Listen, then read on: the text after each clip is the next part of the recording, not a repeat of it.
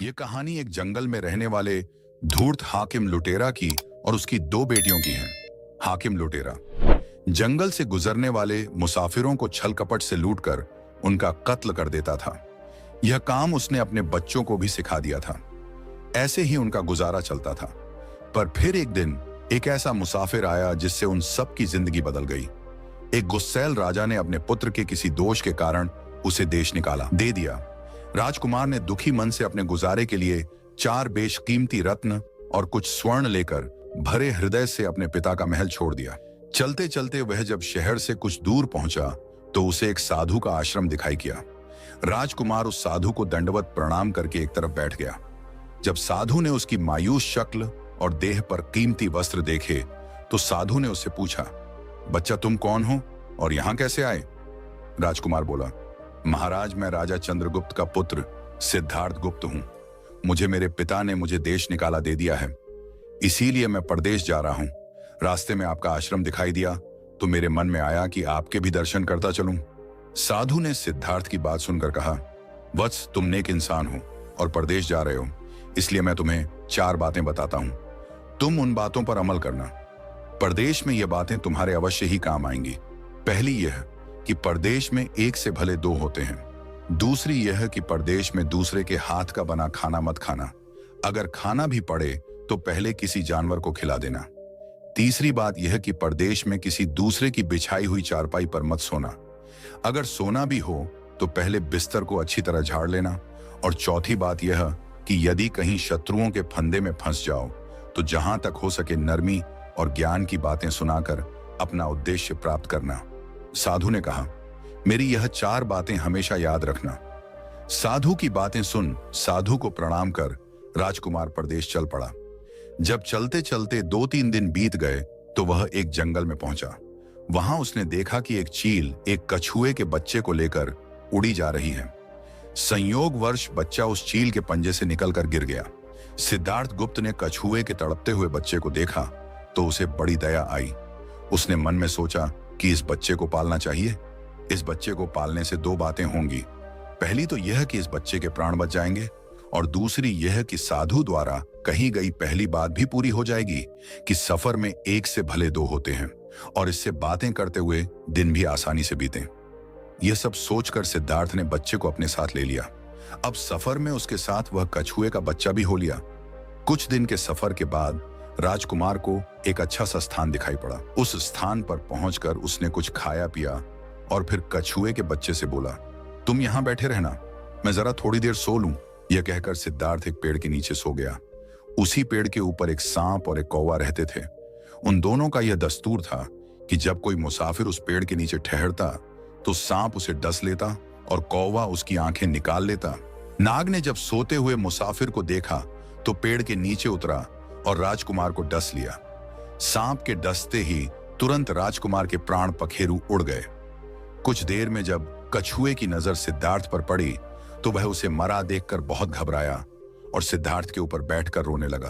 तभी कौवा भी पेड़ से नीचे उतरा और जैसे ही उसने सिद्धार्थ की आंखें निकालनी चाही, वैसे ही कछुए ने झपटकर कौवे की गर्दन को मुंह से पकड़ लिया। कौवे ने बहुत जोर लगाया मगर कछुए ने उसे नहीं छोड़ा। तब कौवे ने सांप को पुकारा। कौवे की आवाज सुनकर सांप आ गया। उसने बड़े जोर से कछुए की पीठ पर डंक मारा, परंतु कछुए ने अपना मुंह भीतर कर लिया। सांप ने कई बार कछुए की पीठ पर डंक मारा, किंतु हर बार कछुआ अपना मुंह अंदर कर लेता। जब सांप का कछुए पर बस नहीं चला तो उसने कछुए से प्रार्थना की कि तुम मेरे मित्र को छोड़ दो।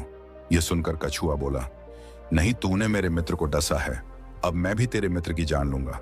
सांप ने कहा, तू मेरे मित्र को छोड़ दे तो मैं तेरे मित्र को जीवित कर दूंगा। यह कहकर सांप ने काटी हुई जगह पर मुंह रखकर सिद्धार्थ के शरीर से विष खींच लिया और बोला, अब तो मेरे मित्र को छोड़ दें। कछुए ने जब राजकुमार को देखा कि उसे थोड़ा होश आ रहा है और उसका जहर उतर रहा है तो उसने कौवे को छोड़ दिया।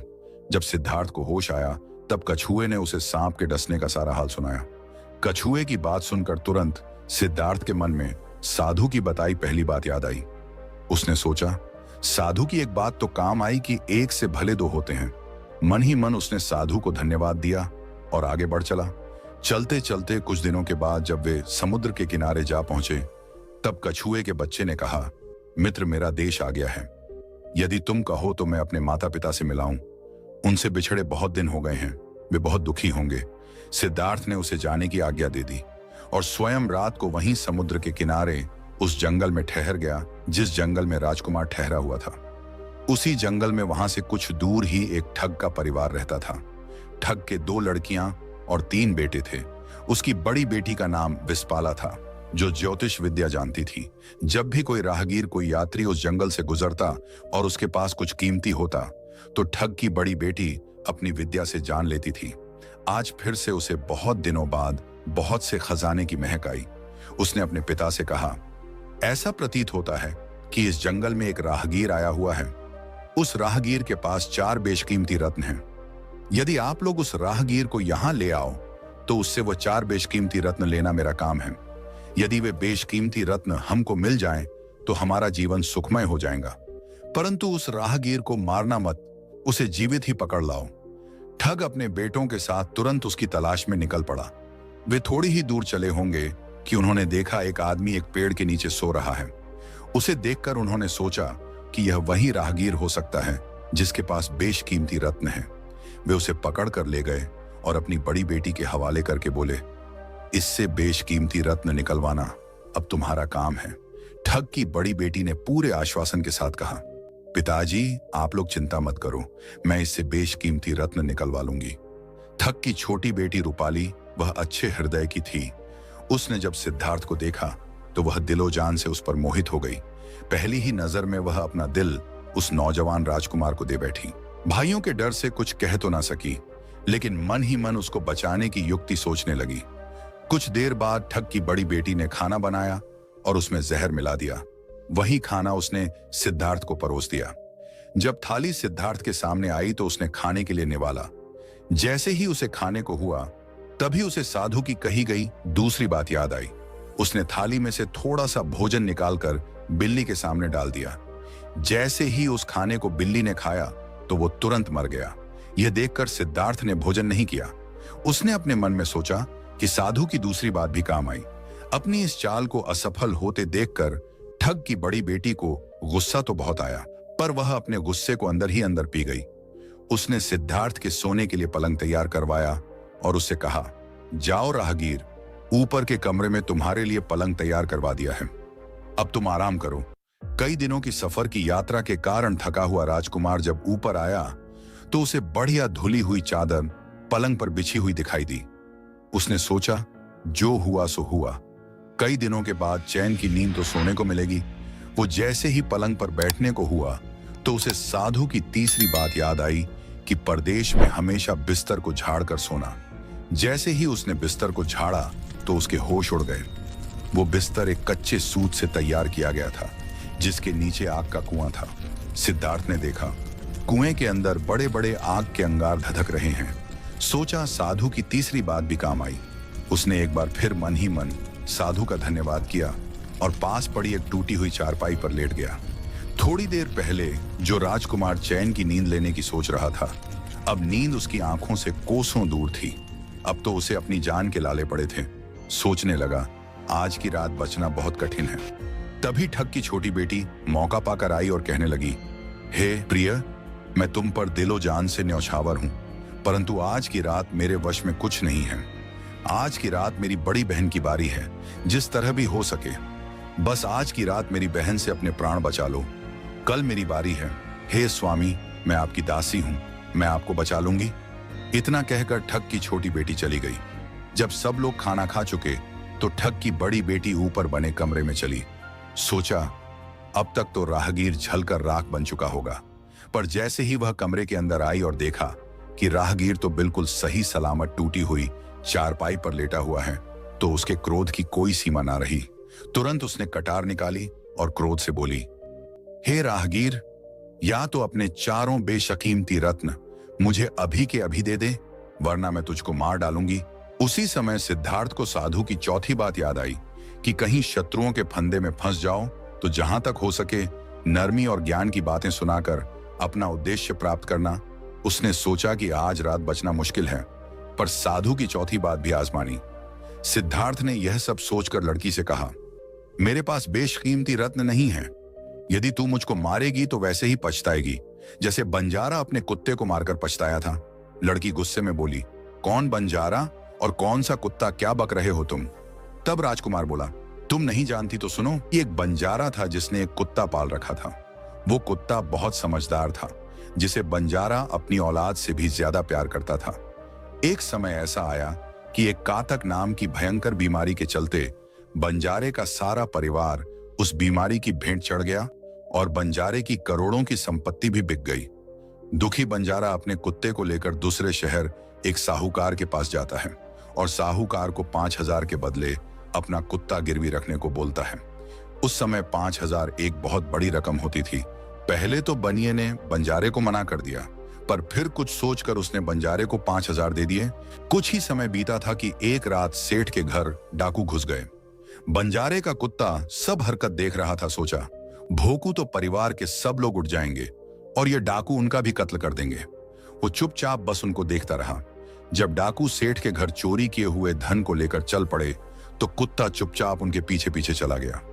सेठ के पास इतना धन था कि डाकू उसे निकाल तो लाए, पर अब उनसे वो लेकर चला भी नहीं जा रहा था। दिन भी निकलने के करीब हो चला था। डाकुओं ने सोच विचार कर उस धन को एक तालाब के अंदर छिपा दिया। सोचा बाद में आकर आराम से निकाल ले जाएंगे। कुत्ता डाकुओं की सब करामात देख चुपचाप वापस घर चला गया। सुबह हुई तो सेठ के घर कोहराम मच गया। पता चला कि चोर सारा धन निकाल ले गए। सेठ का रो रो कर बुरा हाल था। आसपास के लोग उसे दिलासा दे रहे थे। सेठ ने रोते रोते कहा, मैंने सुना था बंजारे का कुत्ता बहुत समझदार है, पर यह नमक हराम तो एक बार भूखा तक नहीं। तभी बंजारे का कुत्ता उस सेठ की धोती पकड़कर खींचने लगा। कुत्ते की हरकत देख पास खड़े एक समझदार व्यक्ति ने सेठ से कहा, सेठ जी, यह कुत्ता कुछ कहना चाहा है, हमें इसकी सुननी चाहिए। और सभी लोग कुत्ते के पीछे पीछे चल दिए। सबको लेकर कुत्ता उसी तालाब के पास पहुंच गया जहां रात को डाकुओं ने सारा धन छिपाया था, और तालाब में घुसकर अशर्फियां से भरी थैली अपने मुंह में दबाकर बाहर आया। तुरंत सेठ के नौकर उस तालाब में कूद गए और चोरी किया हुआ सारा धन बरामद कर लिया। यह सब देखकर सेठ आंखों में आंसू लिए कुत्ते से कहता है, मुझे माफ कर देना, मैंने तुम्हें बहुत बुरा भला कहा। सेठ ने वहीं कागज मंगवाया और बंजारे के नाम चिट्ठी लिखी। भाई बंजारे, तेरे कुत्ते ने मेरे 5,000 पूरे कर दिए। मैं तेरे कुत्ते को तेरे पास भेज रहा हूं। अगर तुझे और भी 20-30 हजार की जरूरत हो तो मेरे पास आकर ले जाना। इतने समझदार कुत्ते को मेरे पास छोड़ने के लिए तहे दिल से तुम्हारा धन्यवाद। बनिया चिट्ठी कुत्ते के गले में टांग कर उसे नम आंखों से विदाई देता है। कुत्ता घूमता घूमता जब 1-2 दिन बाद बंजारे के पास पहुंचता है तो कुत्ते को आता देख बंजारे के तन बदन में आग लग जाती है। कहता है, मैं तुझे बनिए के पास गिरवी रख कर आया था और तू वहां से भाग आया। तूने मेरी बेइज्जती करवा दी। गुस्से में अंधा हुआ बंजारा तुरंत पिस्तौल निकालता है और कुत्ते को गोली मार देता है और सिर पकड़कर वहीं बैठ जाता है। कुछ देर बाद जब उसकी नजर कुत्ते के गले में टंगी हुई पर्ची पर पड़ी, तब बंजारा वो पर्ची निकालकर उसे पढ़ता है। पर्ची पढ़ते ही बंजारा फूट पड़ता है। वो दहाड़े मार मार जोर जोर रोता है। पर अब भला क्या हो सकता था। बंजारे की कहानी सुनाकर सिद्धार्थ ठग की बेटी से कहता है, एक और कहानी सुनो लड़की। एक राजा के पास एक बहुत समझदार पढ़ाया हुआ तोता था। वह बड़ा चतुर था। एक दिन राजा तोते को अपने साथ गंगा स्नान को ले गया और उसको घाट पर बैठाकर स्वयं स्नान करने लगा। तभी तोते की नजर अमर फल पर पड़ी, जो पास ही नदी में बहता हुआ आगे बढ़ा जा रहा था। वह उसको नदी से बाहर निकाल लाया और राजा के आने पर उसको वह अमर फल देता हुआ बोला, महाराज, यह अमर फल है, इसे खा लीजिए। राजा ने कहा, मैं अकेला अमर फल खाकर क्या करूंगा, अपने बाग में लगा दूंगा। जब इसमें फल लगेंगे तब सब कुटुंब को खिलाकर अमर कर दूंगा। गंगा स्नान से लौटकर राजा ने वह फल माली को देकर कहा, इस फल को बाग में लगा दो। थोड़े ही दिनों में पेड़ फल फूल गया, उसमें फल लगने लगे। एक दिन एक फल पककर पेड़ से गिरा तो उसे सांप ने सूंघ लिया, जिससे वह जहरीला हो गया। अनजान माली वह अमर फल लेकर राजा के पास आया। राजा फल को देखकर बहुत खुश हुआ और कुछ सोचकर वो फल पहले कुत्ते को खाने को दिया, क्योंकि राजा बड़ा नीतिवादी और विचारवान था। वह जानता था कि बिना सोचे समझे किसी भी वस्तु को खाना ठीक नहीं होता। राजा ने जैसे ही वह फल कुत्ते को खिलाया, कुत्ता मर गया। यह देखकर राजा ने क्रोधित होकर अपने तोते से कहा, बेईमान तोते, तू हमें जहर देकर मारना चाहता था। यह कहकर राजा ने क्रोध में आकर तोते को मार डाला और माली से कहा, इस पेड़ के चारों ओर घेरा डाल दो, जिससे कोई इसका फल ना खा सके। एक दिन उसी शहर में एक सास बहू में भीषण लड़ाई हुई। बुढ़िया घर से निकलकर कहने लगी, आज मैं राजा के बाग में जाकर जहर वाला फल खा लूंगी।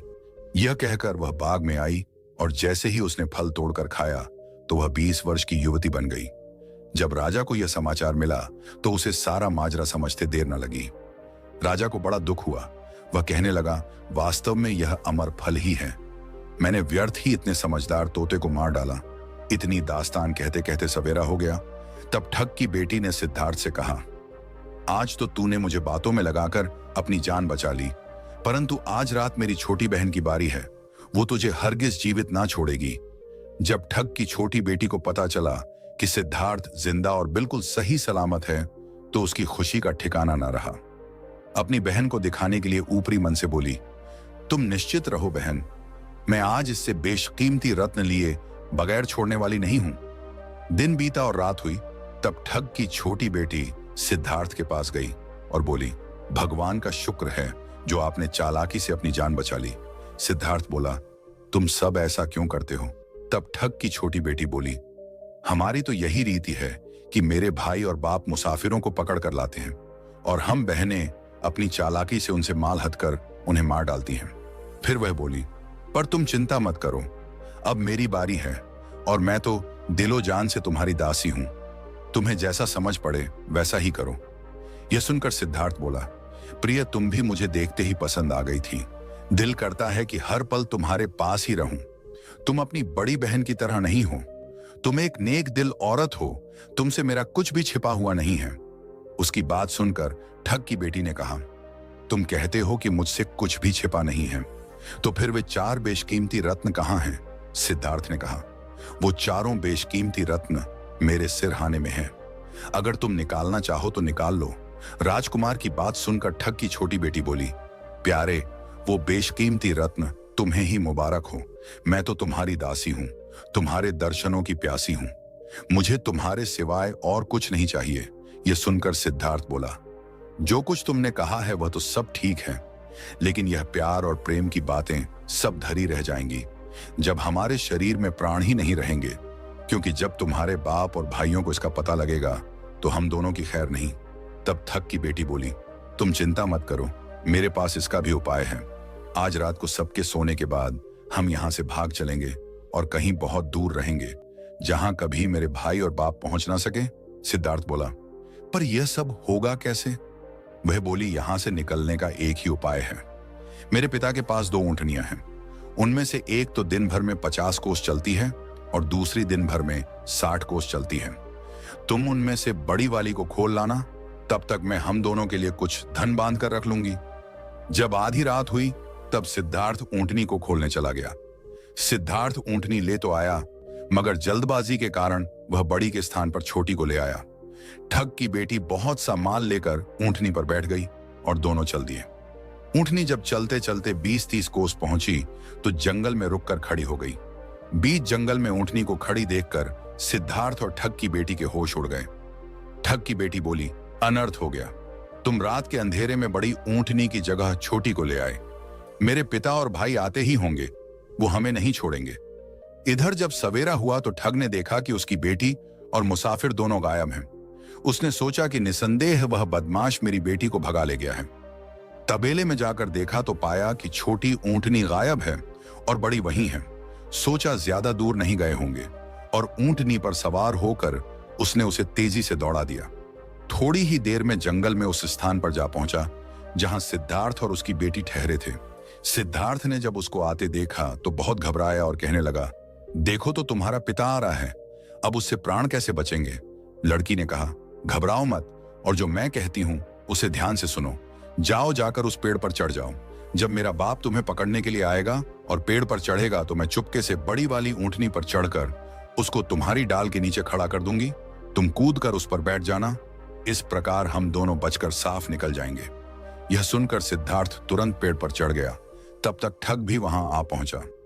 पिता को देख उसकी बेटी ने फंड करते हुए कहा, पिताजी, ये दुष्ट मुझे धोखे से यहां भगा लाया, आप इसे छोड़ना नहीं। यह सुन गुस्से से तिल मिलाया। ठग सिद्धार्थ को पेड़ पर चढ़ा देखकर ऊंटनी से उतरा और उसे पकड़ने के लिए पेड़ पर चढ़ने लगा। बाप के ऊंटनी से उतरते ही मौका देखकर ठग की बेटी ऊंटनी पर चढ़कर उसे सिद्धार्थ की डाल के नीचे पेड़ के पास ले आई। सिद्धार्थ तुरंत कूदकर उस पर बैठ गया। सिद्धार्थ के बैठते ही ठग की बेटी ने ऊंटनी को दौड़ा दिया। ठग हाथ देखता रह गया। ठग की बेटी और सिद्धार्थ कई दिनों का रास्ता तय कर एक शहर में पहुंचे और दोनों वहीं बस गए। वहां सिद्धार्थ ठग की बेटी के साथ आराम से दिन गुजारता रहा और जब उसके देश निकाले की अवधि पूरी हो गई तब वह उसको लेकर अपने राज्य चला गया और उसके साथ शादी कर हंसता खेलता जीवन व्यतीत किया।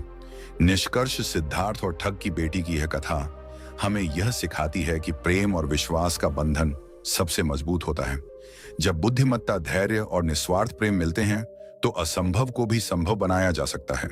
जीवन में चाहे कितनी भी कठिन परिस्थितियां क्यों ना आए, सही निर्णय, संयम और परस्पर विश्वास हमें हर संकट से बाहर निकाल सकते हैं। बहुत पुराने समय की बात है कि सूरजपुर नाम के गांव में धर्मपाल नाम का एक ब्राह्मण रहता था। वह ब्राह्मण बड़ा ही ईमानदार और सज्जन व्यक्ति था। उसकी पत्नी सविता भी बड़ी संस्कारी और धर्मपरायण स्त्री थी। सविता घर के कामकाज में बड़ी निपुण थी। इस ब्राह्मण दंपति के 2 बच्चे थे, जिनमें एक लड़की थी और एक लड़का। दोनों अपने बच्चों से बहुत प्रेम करते थे और उन्हें सच्चा और ईमानदार बनाने की कोशिश किया करते थे।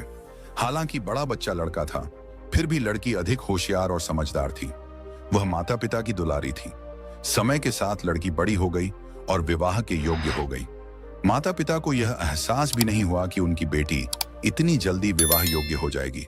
एक दिन जब वह अपनी मां सविता के पास खड़ी थी तो सविता को महसूस हुआ कि अब उसकी बेटी इतनी बड़ी हो गई है कि उसके विवाह के बारे में सोचना चाहिए। दोस्तों, उसी दिन शाम को ब्राह्मण की पत्नी सविता ने अपने पति को बुलाया और कहा कि लड़की विवाह के लायक हो गई है, अब उसके विवाह की चिंता करो। ब्राह्मण भी पत्नी से कहने लगा कि तुम ठीक कहती हो भाग्यवान, अब मुझे उसके लिए वर ढूंढना ही पड़ेगा। इतना कह करके वह ब्राह्मण चिंता में डूब गया। तभी उसने पंचांग उठाया और देखा। वह देखना चाहता था कि विवाह की शुभ घड़ी कौन सी है। पंचांग देखने पर उस ब्राह्मण को मालूम हुआ कि विवाह इसी महीने में बनता है और आगे नए साल तक विवाह का कोई भी मुहूर्त सही नहीं है। यह देख करके उसे बड़ी घबराहट हुई और ब्राह्मण ने यह बात अपनी पत्नी को बता दी। वह कहने लगा कि बेटी का विवाह इसी महीने में ठीक लगता है, आगे नए साल तक विवाह का लगन ठीक नहीं है और इस महीने में ब्याह के लिए केवल एक दिन अच्छा है, इस महीने की 26 तारीख। यह सुनकर के ब्राह्मण की पत्नी बहू बेचैन हो गई और कुछ देर विचार करने के बाद बोली, अभी तो 20 दिन बाकी है, अगर ठीक तरह से कोशिश की जाए तो इतने दिनों में वर ढूंढा जा सकता है। कोई अच्छा लड़का मिल ही जाएगा और इसी महीने विवाह भी हो सकता है। नया साल तो हम इंतजार ही नहीं कर सकते, लड़की काफी बड़ी है। ब्राह्मण फिर चिंता में पड़ गया। उसने सोचा कि पत्नी ठीक कहती है, नए साल तक नहीं रुका जा सकता है। तुरंत उसने नाई को बुलवाया और लड़की के लिए तुरंत वर ढूंढने के लिए उसे जाने के लिए कह दिया। उसने नाई को साफ बता दिया कि लड़की का विवाह 2 साल तक नहीं बनता, इसलिए जल्दी ही योग्य वर ढूंढना है और विवाह इसी महीने की 26 तारीख को करना है। नाई ने कहा कि जो हुक्म सरकार। इतना कह करके नाई वहां से चला गया और उस ब्राह्मण की बेटी के लिए वर की तलाश में निकल पड़ा। नाई चलते चलते गांव में पहुंचा। वहां उसे एक अच्छा पढ़ा लिखा और योग्य ब्राह्मण नौजवान मिल गया। नाई ने उसे अच्छा वर समझकर कि रिश्ता पक्का कर दिया और विवाह इसी महीने की 26 तारीख को पक्का करके वो वापस आ गया। उधर नाई के घर से निकलते ही ब्राह्मण के दिल में तरह तरह के विचार आने लगे। वह सोचने लगा कि आखिर नाई ही तो है, मालूम नहीं मेरी सीधी साधी लड़की के लिए कैसा वर ढूंढ कर लाएगा। समय थोड़ा है, अगर गलती हो गई तो ठीक नहीं की जा सकेगी। साथ ही ब्याह का रिश्ता एक पवित्र रिश्ता है। दुल्हा दुल्हन का उम्र भर का मिलन है और 2 जिंदगियों का। आखिर कब तक साथ है। मैंने बड़ी गलती की जो लड़की के लिए वह ढूंढने नाई को भेज दिया। मुझे नाई पर भरोसा नहीं करना चाहिए। जिस लड़की को मैं इतना प्यार करता हूं, क्या उसके लिए कुछ परेशानी भी नहीं उठा सकता? नहीं, मैं खुद उसका वर ढूंढने के लिए जाऊंगा। लड़की चाहे 2 वर्ष और कुंवारी रहे, लेकिन जब तक मेरी मर्जी का वर ना मिलेगा, लड़की का विवाह नहीं करूंगा। यह सोच करके ब्राह्मण उठा और अपनी इच्छा अपनी पत्नी को बताकर कि उसके लिए दूल्हा ढूंढने के लिए निकल पड़ा। एक गांव में उसे एक ऐसा योग्य वर मिल गया जैसा वह चाहता था। ब्राह्मण ने अपनी बेटी का रिश्ता उस नौजवान से पक्का कर दिया और विवाह की तारीख बता करके चला आया। उधर ब्राह्मण के घर से निकलते ही ब्राह्मण की पत्नी को बड़ी बेचैनी हुई। वह सोचने लगी, नाई तो बेवकूफ होता है, उसे क्या खबर है कि हमारा घराना कितना इज्जतदार है। मेरी लड़की तो गुलाब का फूल है, अंधेरे घर में भी उजाला कर देने वाली है। अगर नाई कोई गरीब घर या बदसूरत लड़का देख करके आया तो मेरी लड़की तो खुद ही मर जाएगी, मेरा दिल भी उम्र भर जलता रहेगा। मेरे पति ने भी बहुत बुरा किया जो नाई को लड़का ढूंढने के लिए भेज दिया। अब उन्हें अपनी गलती का एहसास हुआ है और वह खुद ही लड़का ढूंढने के लिए निकल गए हैं। लेकिन उससे भी क्या होगा, वह भी कौन सा मेरी पसंद का लड़का देख करके आएंगे। मैं जानती हूं वह ज्यादा से ज्यादा यह देखेंगे कि लड़का पढ़ा लिखा और तंदुरुस्त होना चाहिए, उसके घर में कुछ भी ना हो। उन्हीं की खबर की औरतें क्या क्या इच्छाएं उनकी होती हैं, लड़कियां क्या क्या सपने देखती हैं। मैं तो ऐसा लड़का चाहती हूं जो खूबसूरत हो, अक्लमंद हो, नेक दिल और नेक चलन का हो। अगर पढ़ा लिखा हुआ लेकिन खूबसूरत ना हुआ तो वह दो कोड़ी का होगा। इसीलिए मैं खुद लड़का ढूंढने जाऊंगी। मेरे पति ने मेरी बात मानी तो क्या यह छोटी सी बात नहीं मानेंगे? मानेंगे क्यों नहीं, जबरदस्ती मना लूंगी। क्या लड़की पर मेरा कुछ भी हक नहीं है? ना ही मैं नाई की बात मानूंगी और ना ही अपने पति की। यह तो लड़की के लिए उम्र भर का सवाल है। और यही सोच करके ब्राह्मणी ने अपने बेटे को अपने पास बुलाया और उसे सारा हाल बता करके लड़की के लिए लड़का ढूंढने के लिए निकल पड़ी। लड़के की तलाश में वह एक गांव में जा पहुंची। उसने देखा कि एक नौजवान लड़का खड़ा है तो उसे वह अपनी बेटी के लिए अच्छा लगा। वह घर के अंदर गई और उसने पता किया कि लड़का पढ़ा लिखा भी और सुंदर भी है और जैसा वर चाहती थी उसे वैसा वर मिल गया। उससे रिश्ता पक्का करके वह ब्याह की तारीख पक्की करके वह भी अपने घर वापस आ गई।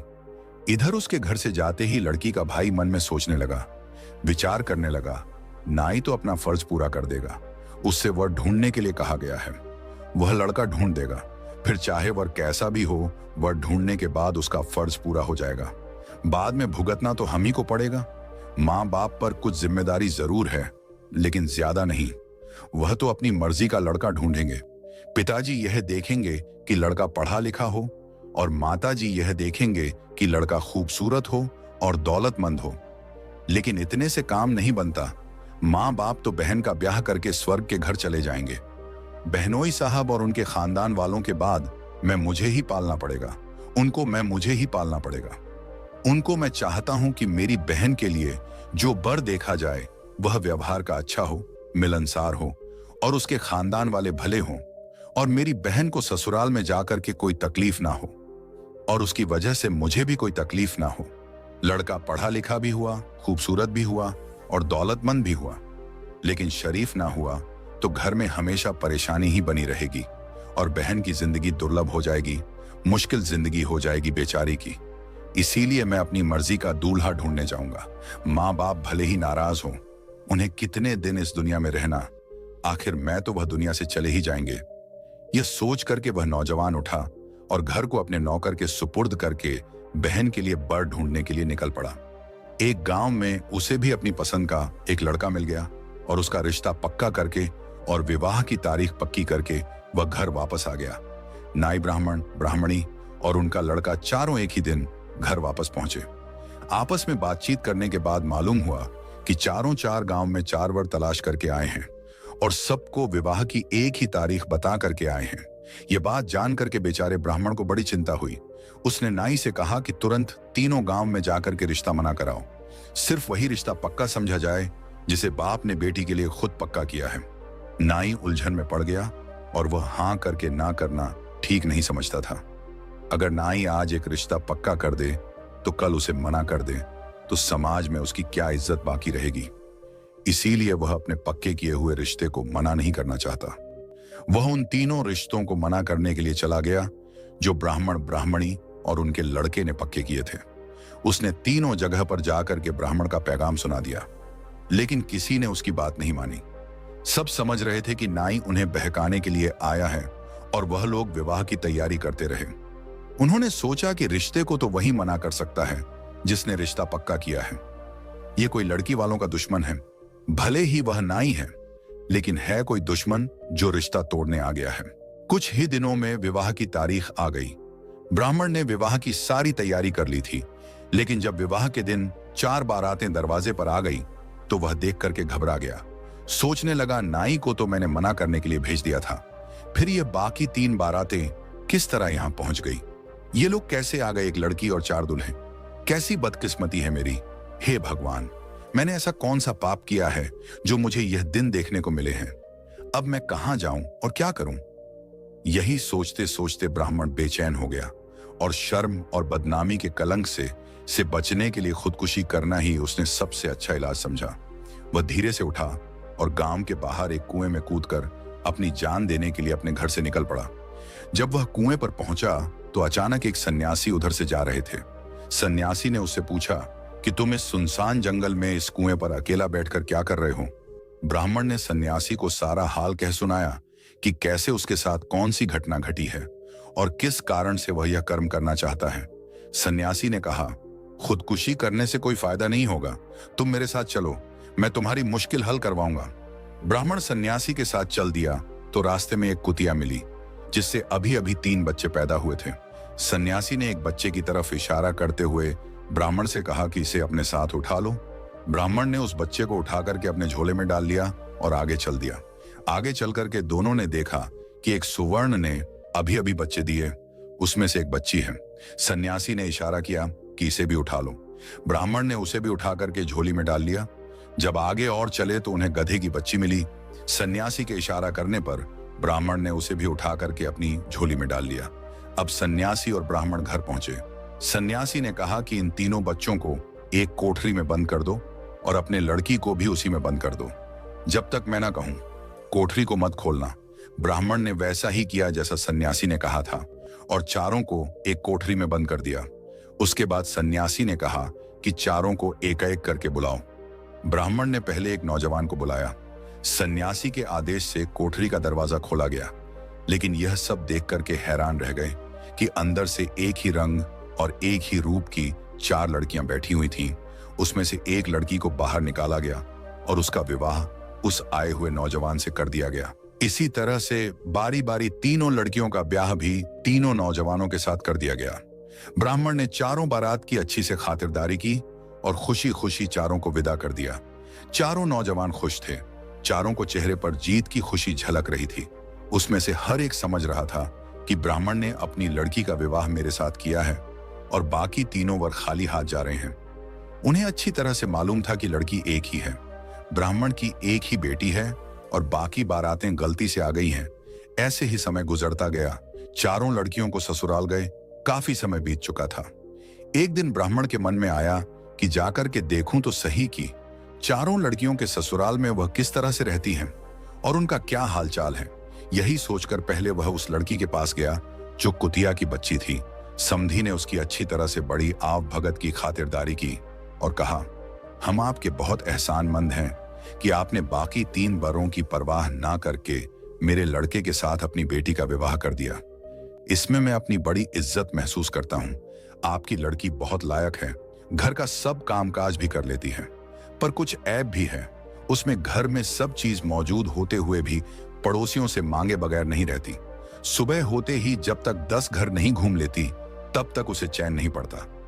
हमने उससे बहुत कहा है कि तुम घर घर फिरना छोड़ दे, लेकिन उसकी आदत नहीं जाती। और तब ब्राह्मण ने ठंडी सांस लेते हुए अपने मन में कहने लगा कि है वह है तो कुतिया की ही औलाद। इसके बाद वह अपनी उस लड़की के पास गया जो सुवर्ण की बच्ची थी। यहां भी समधी ने उसकी बढ़िया आव भगत की बड़ी खातिरदारी की और कहा कि श्रीमान जी, बाकी 3 वरों की परवाह ना करके आपने हमें अपनी लड़की दी है, इसके लिए हम आपके बहुत शुक्रगुजार हैं। आपकी लड़की बहुत लायक है, लेकिन उसमें एक दोष है, वह बहुत गंदी रहती है। अच्छे से अच्छे कपड़ों को 2 ही दिन में खराब कर लेती है। खाने का ढंग भी उसे पता नहीं आता। चांदी के थाल में अलग अलग परोसे हुए खानों को एक ही जगह मिला करके चटक जाती है। जब जी चाहे खाने बैठ जाती है। कोई समय नहीं है, घर में कोई चीज रखी देखती है तो उसे उठा करके खाने लगती है। सड़क पर यदि कोई ठेले वाला आता है, आवाज लगाता है तो उसे बुला करके खाती है और उससे चाट बनवा करके पकड़ी खाती है। कहने का मतलब यह है कि वह बहुत गंदी रहती है। ब्राह्मण ने अपने मन में कहा कि आखिर है तो सुवर्ण की ही औलाद। उसके बाद वह अपनी उस लड़की के पास गया जो गधे की बच्ची थी। यहां भी समधी ने उसकी बड़ी तारीफ की, बड़ी खातिरदारी की, और बाकी दो संधियों ने जैसे की थी। उस समधी ने भी उस लड़की की बड़ी तारीफ की और कहा कि आपकी लड़की बड़ी सीधी साधी और बड़ी भोली भाली है। बेचारी दिन भर काम में लगी रहती है, चाहे किसी काम में लगा दो कभी इनकार नहीं करती, मगर यह बात जरूर है कि काम बहुत धीरे धीरे करती है। कितना ही जल्दी का काम हो, 1 घंटे का काम 4 घंटे लगा देती है। अगर जल्दी करने के लिए कहो तो उस काम को वह खराब कर देती है। कभी कभी काम करते समय पड़ोसियों से बातें करने लगती है और काम करना भूल जाती है, और सुस्त इतनी है कि खाना पकाते पकाते सो जाती है।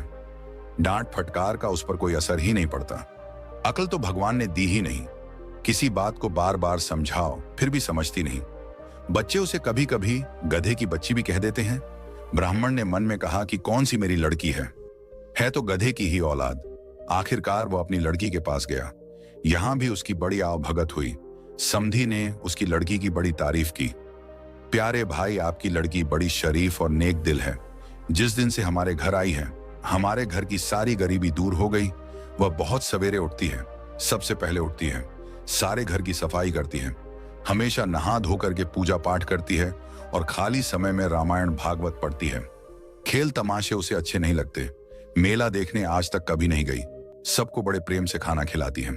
सास ससुर और पति और दूसरे बुजुर्गों की सेवा करके खुश हो जाती है। उसका बर्ताव और बोलचाल का ढंग बहुत अच्छा है। घर के बाहर के सब लोग उसे खुश रहते हैं। घर की सब चीजों की देखभाल करती है। कोई भी फालतू का खर्च नहीं होने देती। जिस चीज की जरूरत होती है वही मांगती है। अपने लिए आज तक कभी एक साड़ी तक लाने के लिए नहीं कहा। जब वह खरीद कर लाते हैं तो कहती है कि अभी इसकी क्या जरूरत थी। जेवर तो पहनती ही नहीं। वह अपने सुहाग को ही अपना सबसे बड़ा जेवर समझती है। मैं उसकी खूबियों की कहां तक तारीफ करूं। वह आपकी बेटी नहीं, वह तो साक्षात देवी है। और ऐसी बेटी जिस घर में जाती है वह घर सदैव अन्न धन से भरा रहता है। ब्राह्मण ने मन में कहा कि आखिर है तो इंसान की औलाद, आखिर है तो वह मेरी ही बेटी।